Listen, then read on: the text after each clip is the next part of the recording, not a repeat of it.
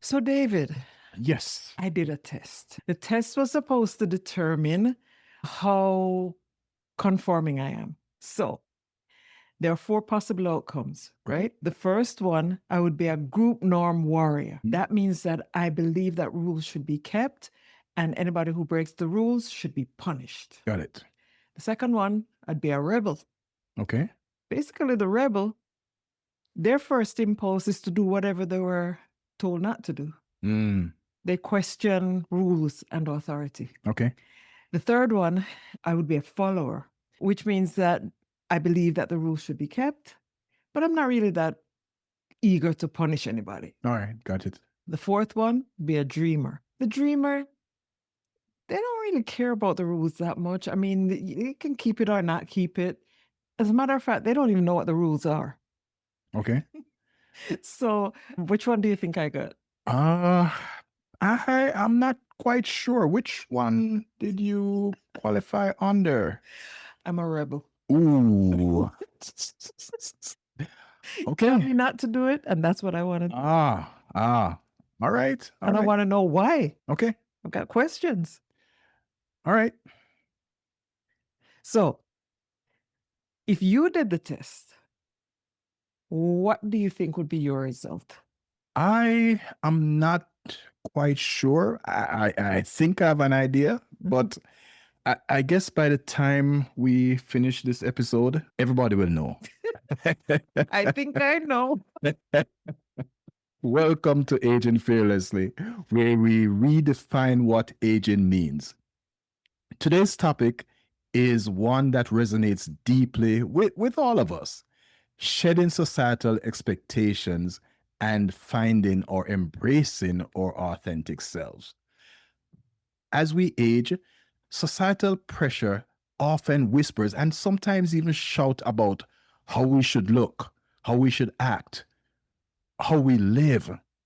I find that even as we get older, the pressure increases. Individual thinking sometimes clashes with what society expects.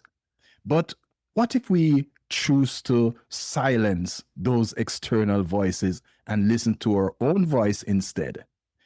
Do you act independently or do you always conform? Can you with absolute certainty say, I know who I am. I have found my authentic self? Let's get into it. First of all, let's define what we mean by societal expectations. These are the unwritten rules and norms that dictate how we should behave based on our age, gender, background, and more. On the one hand, societal expectations provide structure and predictability. They help to maintain social order, cohesion, and stability. On the other hand, societal expectations sometimes limit and suppress individual expression, productivity, and enjoyment of life. Statistics show that nearly 70% of individuals age 50 and older feel pressured to conform to societal norms about aging. There are all kinds of jokes about the old man dressing in extra tight jeans or teenage fashions, or the woman in styles that are not age appropriate, even at the risk of being laughed at. Many of us still have in our closets an extra tight pair of pants or an extra short dress or skirt, remnants of yesteryears that we still hold on to. Society tries to dictate how loud we should speak as older people. They say it's time to stop pursuing our careers and now give it up to a younger person. Let them take over. These external voices leads to anxiety, depression, and a general sense of dissatisfaction with life, because if we have the drive to continue and society keeps telling us that we need to step aside, this can become very, very frustrating. There's a Pew research done in 2018 that showed that many baby boomers like us feel that they're judged by their peers' choices. Maya Angelou once wrote, if you don't like something, change it. And if you can't change it, then change your attitude. This is a powerful reminder that while we can't control societal expectations, we can control how we respond to them. Absolutely. As we get older, many of us allow ourselves to be boxed in and shoved and pushed into by boundaries that society and circumstances create around us. And many of us maintain a defensive attitude towards life that limits us. Who we are becomes simply our response to external forces. What does it look like in real life? Society will tell you when you're too old to apply for a particular job. Usually, there's absolutely nothing that we can do about that, because organizations will determine who they hire. I had a career in banking many years ago. Being in banking, I became frustrated with the opportunities that were offered to me by the company, so I started my own business. Then business slowed down quite a bit. And at that point, I started to look for employment again, even though I maintained my business. And I tell you, it was the most scary and intimidating thing to go and look for a job at that age. By this time, I was over 50. Uh, there was the real fear of rejection because of my age. I did find another job in marketing and until business picked up again, but I had no control over the hiring circumstances. So for me, I put my effort into reconstructing my business and start seeing success again. Oh, the workplace challenge and intimidation is real. Even if you still feel vibrant and motivated, and your brain is vigorous and your mind sharp, society tends to see the birth date on your application. The older person has to find a way to be seen and heard in a way that startles the stereotypical expectations into silence. If you don't happen to fit society's expectations about aging and productivity, then you just need to walk past the barriers and be who you are designed to be, regardless of societal expectations. And sometimes you need to change your path, like you did, Yeah. to see success. Yeah. Baby boomers, though, it's been shown through research that baby boomers in the workplace have value. There are challenges, but there's more value than challenge in having baby boomers in the workplace. One, baby boomers like us we have more experience. We have experience, and you cannot beat experience. We're not trying to figure it out. We figured it out. And we've found ways of doing things that work.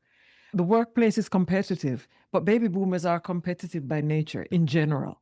So we don't mind the competition. We just think we're going to win anyhow. So this crystallized intelligence that we have developed over the years, that crystallized intelligence comes through experience. There's no other way to get it. It's learning, making mistakes, doing it right, getting it right, proving things. And over time, it develops a certain amount of wisdom that allows us to function independently in the workplace. We value hard work, efficiency, and results, and are not so much concerned with work-life balance, although that in itself is not necessarily a good thing, because we will easily overwork ourselves and we'll take work home and we'll work into the late hours of the night. Whereas some other generations, I'm not naming any particular one, but some other generations feel that, the clock struck at this time, I'm done. I don't get back to that until tomorrow or whatever, and very clearly defined boundaries, which is actually a good thing. But the fact of the matter is that baby boomers succeed because they're so intense to get it done and to see the results and to prioritize workplace visibility, recognition, and career advancement. They tend to be less tech savvy, though. That's another downside. Baby boomers like us tend to be less tech savvy than other generations that have come behind us. I mean, naturally, we didn't grow up with the computer. Right. But however, because of our adaptability, because we've become so accustomed to adapting and being flexible, we are able to a large extent to master these tasks, although it doesn't come to us as easily. We prefer face-to-face communication. I still cannot understand why who has an office right across from me or right next to me wants to ask me a very simple question. They can't just call out to me or walk across the hallway or even pick up the phone. They have to send me an email. And I have to waste my time responding to an email when I could have just answered the question. I still don't get it, but there it is. We prefer face to face communication. Our professional identity is defined by independence, assertiveness, and a commitment to achieving goals. So we're valuable in the workplace. Age norms are the culturally defined expectations for when people should achieve or relinquish certain roles, such as retirement, marriage, or career milestones. Society tells us when we're supposed to do these things. As you say that, I remember someone in our congregation years ago. This was a lady, and she was older. She was, way past retirement.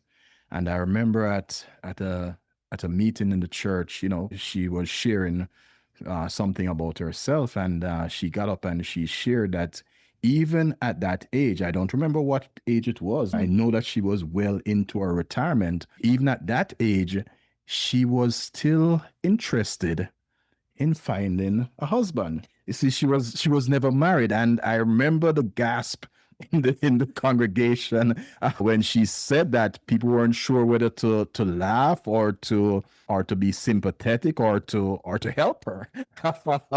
But yeah, society does determine or attempt to determine when certain things should stop, when certain things should end, and I just remember that occasion. Good for her. After all, these norms, these unspoken norms, they determine social approval or disapproval. They kind of affect our internalized self-regulation. Oh, I'm not supposed to do that at my age. It creates a social clock that guides the transitions. In old age, these norms often emphasize, as I said, retirement, reduced work roles, and family caregiving, which can influence whether older adults conform to traditional retirement lifestyles or pursue new activities. Of course, if you're a rebel like me, doesn't matter what they say. Lionel Richie sings a song. Everybody wants me to be what they want me to be. I'm not happy if I fake it. I want to be easy, easy like a Sunday morning. Like a Sunday. Many of you know this song, but I've been resisting since I was a teenager. And I guess this kind of determines that I am a rebel in some ways. Now that I'm older, I still am not ready to surrender and to conform. I remember making a big mistake when I worked in the bank many years ago. And back then, there was a big separation between the levels. The lower clerks were fearful of the managers and the bank manager and all that kind of stuff. And I remember it was my mistake. But I remember as I planned to meet with the manager in our office the next morning, that evening, as I went home and was dealing with my fear and what I was going to say and all this kind of stuff, I remember just thinking of the manager as a normal human being. I think I thought about her eating. I thought about her sleeping just like myself. I thought about her taking a shower. I thought about her sitting on the toilet just like me. And so by the time I got to work that morning and went into the meeting, of course, I did apologize for the mistake that I made and held myself accountable for my mistake. But actually, while my fellow employees were fearful for me, I was pretty much comfortable in the meeting. And I actually was not afraid because I saw the manager as a human, just like myself, just having a different position in the bank. And so even today, I will always respect others, those who are older, those who are in a different higher position. Or I will always respect others, but I will not cower to anyone, even at my age. Concede when we need to concede. Concede when we are wrong and when we don't know something, but respectfully, always respectfully maintain your dignity. Oh, yeah. As we age, we're presented with these traditional aging scripts that many of us actively resist and choose either to reinterpret the script or to rewrite the whole thing completely. I am not happy when I fake it because I want to be easy like a Sunday morning. At a predetermined age, individuals are expected to retire. However, some people choose not to retire or are forced by economic circumstances not to retire or other circumstances. There are alternative pathways, such as volunteering, mentoring, community leadership, or staying on the job. Don't judge me because I don't match what you think a woman of my age should look, act, and feel like. I've got to be me. Yeah, yeah. It's like Sammy Davis Jr. said, whether I'm right or whether I'm wrong, whether I find a place in this world or never belong, I got to be me. I've got to be me. What else is there to do? What else can I be but what I am? I want to live, not merely survive. And I won't give up this dream. I refuse to give up this dream. That faraway prize, a world of success waiting for me if I heed the call. I won't settle down. I won't settle for less. As long as there is a chance that I can have it all, I'll go it alone. That's how it must be. I can't be right for someone else if I'm not right for me. I got to be me. I got to be me. I got to be free. Conformity often comes with a cost, though. And the degree that we conform can affect our self-esteem. Because when we keep giving in, when we keep succumbing to the outside pressures, then who are we? Yeah. You know? Who are we? And can we own up to what we have become? You see, conformity has its good side. It's stabilizing. It provides predictability and social acceptance. But a lot of times it is so restrictive. It limits opportunities for new roles or self expression. Nonconformity, when supported by social networks, can enhance well being and resilience. Older adults who maintain or adapt their social roles to fit societal expectations may well retain higher status, but those who redefine their roles can also achieve respect and admiration. Stereotypes about reduced physical or cognitive ability can affect how others perceive themselves, how we as baby boomers perceive ourselves. If I think I can't, then I can't, most likely. But if I think I can, and if I try, I think I can. The influences of conformity pressures are really strong, but we don't have to give in to them.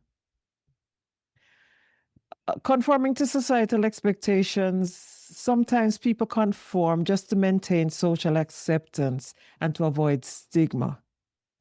But we can reclaim our autonomy by engaging in activities that align with personal values, even if they deviate from traditional norms. The balance is key to healthy aging. It supports both social integration and personal fulfillment. Let's look at a few real life examples of individuals who have embraced authenticity and reclaimed autonomy over their lives. First one, Tina Turner. She reinvented herself in her 60s, not just as a performer, but as a symbol of resilience and empowerment. She redefined her career in her 40s with an album, Private Dancer. Many of you will remember that. Uh, but it was after she was 60 that she started to do these massive record breaking stadium tours. At 69, in 2008, she did Tina 50th anniversary tour, packed arena with high energy choreography and lighting, reclaiming her autonomy. Another example that I'd like to bring, and I didn't know about her before I did the research for this episode, Grandma Moses. Her name was Anna Mary Robertson. At the age of 78, she taught herself how to paint and became a celebrated artist, proving that it is never too late to pursue your passion. She started painting when her listen to this. She started painting when her fingers were no longer reliable for sewing.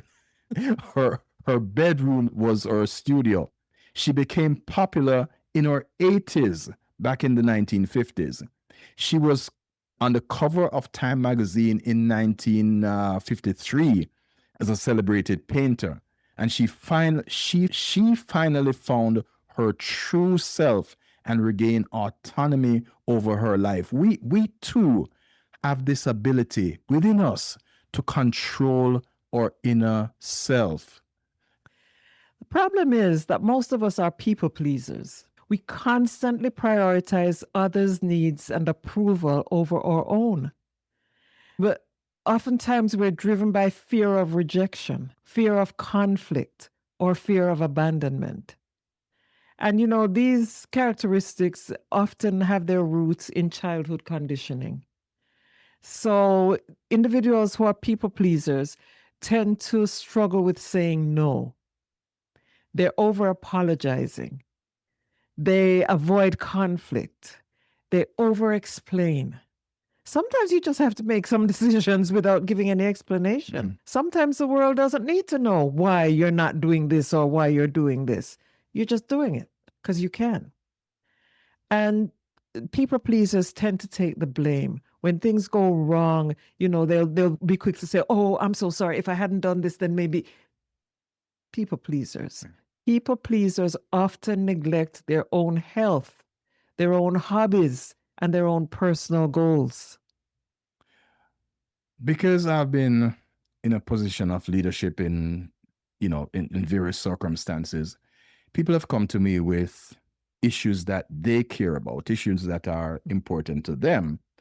And sometimes these issues are not really they're not really my issues. And many times they push me into the front to present and to defend their issue. And I've done that in the past.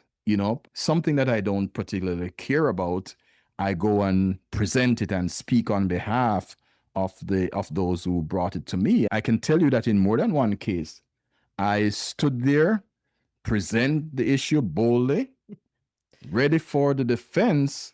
But not only my defense, I'm there feeling and anticipating that I'm getting support from those who brought the issue to me.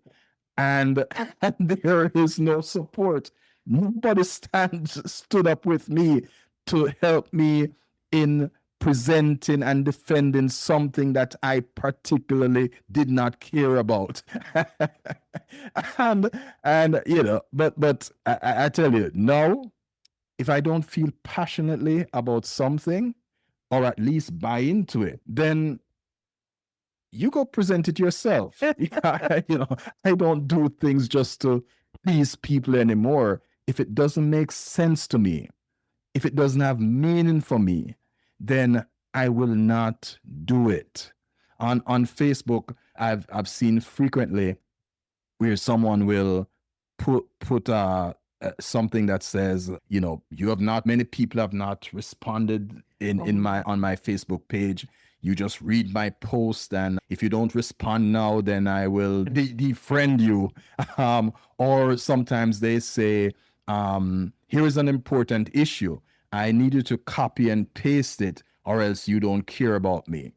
Give me a break. If you want to defriend me, go ahead. If you don't think I care about you by copying and posting this thing, then fine. But I'll not just do it because you're telling me to do it. Yeah. Yeah. Well, I told you already, if you tell me to do something, I question. And if you tell me I can't do something, I'm going to try to do it. Most likely. So that's the rebel, right? I'm the rebel. Oh, I guess maybe I'm leaning that. Think maybe I you to do the test. I want you to do the test. All right.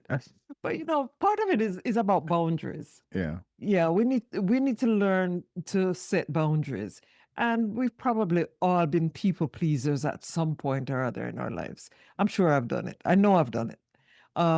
But it's not a good thing. I mean, it's okay to be nice and kind, but you need to be able to say a simple no. It's just 2 letters. No. You need to value your downtime. Someone says, do you have time to do so and so?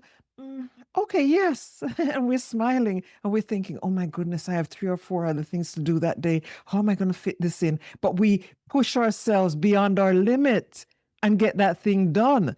That's great. People may value it or they may not. But do you value yourself? Do you value your own time, your own values, your own concerns? Do you care about the you that God has given you to take care of? Don't do it just because people expect you to do it. Do it because you believe in it and value the outcome. Here are some steps that we can take in our journey towards authenticity. Self-reflection. Take time to understand what truly matters to you. And journaling can be a powerful tool in this process. Number 2, set boundaries. Learn to say no to things that don't serve your authentic self. As a matter of fact, there's a quote that says, you're not obligated to set yourself on fire just to keep others warm. Number 3, surround yourself with supportive people. Engage with those who uplift you and encourage your authentic self. Yes. And number 4, embrace change. Understand that change is a part of life. As the Bible says in Ecclesiastes chapter 3 and verse 1, to everything there is a season and a time for every matter under heaven. So, as a matter of fact, in our next few episodes, we will be addressing each one of these steps in a particular episode. So please make sure that you subscribe so that we can notify you when we post them. Do not conform any longer to the pattern of this world, but be transformed by the renewing of your mind. Then you will be able to test and approve what God's will is, his good, pleasing, and perfect will. Romans chapter 12, verses 2 and 3. So, in conclusion for today, living authentically is a journey, not a destination. It is about finding joy in your own choices and letting go of the weight of societal expectation. So let us choose to age fearlessly, embracing every moment with purpose and meaning and optimism and vitality. We thank you for joining us today on Aging Fearlessly. If you found this episode to be of value, please share it with your friends, subscribe, hit the like button, and leave a comment. Until next time, stay authentic as you age fearlessly.